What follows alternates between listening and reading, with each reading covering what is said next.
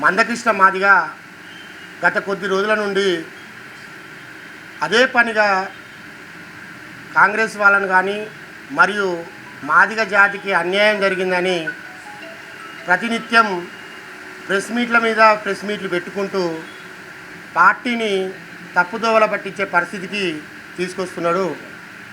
మరి మందకృష్ణ గారికి ఒకటే మేము తెలియజేయాల్సిన విషయం ఏంటంటే, మందకృష్ణ మీరు 30 సంవత్సరాల నుంచి మాదిగ రిజర్వేషన్ కోసం పోరాటం చేస్తున్నారు.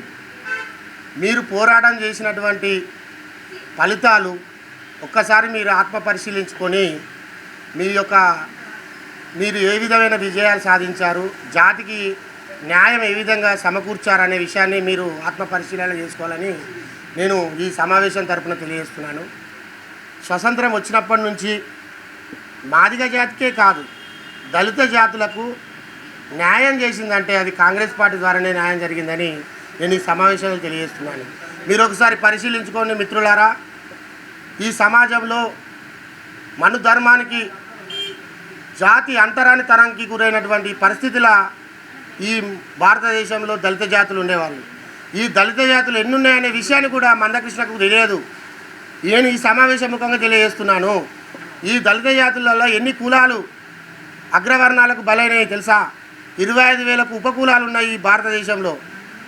5,000 మేను ప్రధాన కులాలు ఉన్నాయి. ఆ ప్రధాన కులాలు కాస్త అందులో 5,000 కులాలు కాస్త 3,000 కులాలు మనకు కనుమరుగైపోయి ఇప్పుడు ప్రజెంట్ 2,000 కులాలు మాత్రమే కొనసాగిస్తున్నాయి ఈ భారతదేశంలో.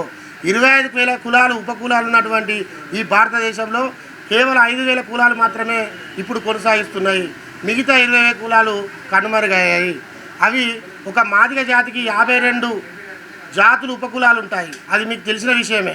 ఆ 52 జాతులు ఈరోజు సమాజంలో ఉన్నాయా? ఒకసారి మీరు ఆత్మ పరిశీలించుకోండి. ఇప్పుడు ఆ జాతులు ఏమయ్యాయి? అవి చనిపోయాయా, లేకపోతే సమాజంలో ఇంకా వేరే జాతులకు మెర్జ్ అయ్యాయా అనే విషయాన్ని మీరు తెలియజేసుకోవాల్సిందిగా నేను మందకృష్ణ అన్నకు తెలియజేస్తున్నాను.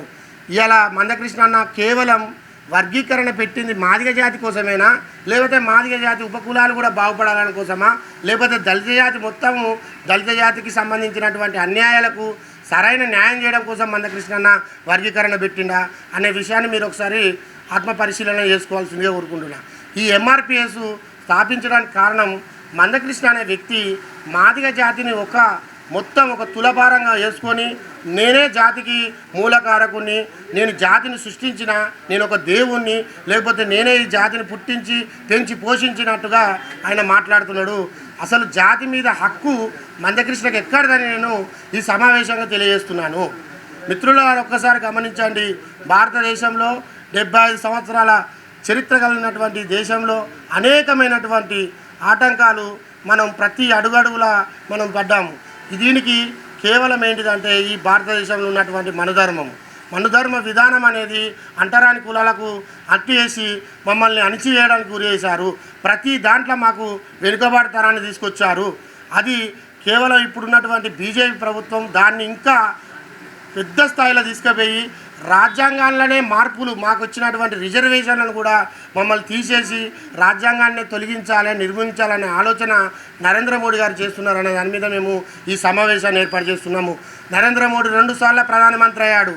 2 సార్లు ప్రధానమంత్రి అయినప్పుడు కానీ వర్గీకరణ, 3వసారి ప్రధానమంత్రి అయితే ఎట్లొస్తుందని చెప్పేసి మీరు ఒక్కసారి ఆలోచించండి. ఆయన మాటలు కల్లిపల్లి మాటలకు నమ్మి మీరు దళిత జాతి మొత్తము ఇలా నరేంద్ర మోడీ మాకు న్యాయం చేస్తారనే దాని మీద మందకృష్ణ మాట్లాడే మాటలకు మాదిగ జాతి కానీ మాదిగ ఉపజాతులు కానీ ఇది కానీ మీరు నమ్మకాన్ని అని నేను చెప్తున్నాను.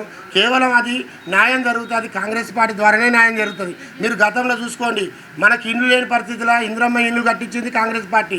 భూమి లేని పరిస్థితిలో భూ సమీకరణాలు చేసి కనీసం ఒక్క పేదవానికి కనీసం ఎకరం భూమి లేని పరిస్థితి, కనీసం ఎట్టి సాకిరి చేసే పరిస్థితి ఉన్నది. అయినప్పటికీ అదన్నిటికీ మన పేదవాళ్ళకు ప్రతి ఒక్కరికి ఒక 2 ఎకరాలు 3 ఎకరాల భూమి ఉండాలని దళితులకు ప్రత్యేకమైనటువంటి నిధులు కేటాయించి సబ్ప్లాన్స్ చేసి ప్రతి రాష్ట్రంలో దళితులకు భూములు కొనిచ్చే పరిస్థితి ఉన్నది. మీరు గత ప్రభుత్వంలో చూడండి. ఇప్పుడు మొన్న కేసీఆర్ కూడా అదే సబ్ప్లాన్ నిధులతోటి దళితులకు 3 ఎకరాలు కొనిస్తారని చెప్పి మేనిఫెస్టోలో పెట్టడం జరిగింది. అదేవిధంగా కొన్ని గ్రామాలలో 3 ఎకరాల భూములు ఇచ్చాడు. నేను కాదంటలేను. కానీ సరైన న్యాయం జరగలేదు దళితులకు బీఆర్ఎస్ పార్టీలో కూడా. అతడు కూడా సామాజిక అన్యాయం చేసిందని చెప్పి కూడా నేను ఈ సమావేశంలో తెలియజేస్తున్నాను.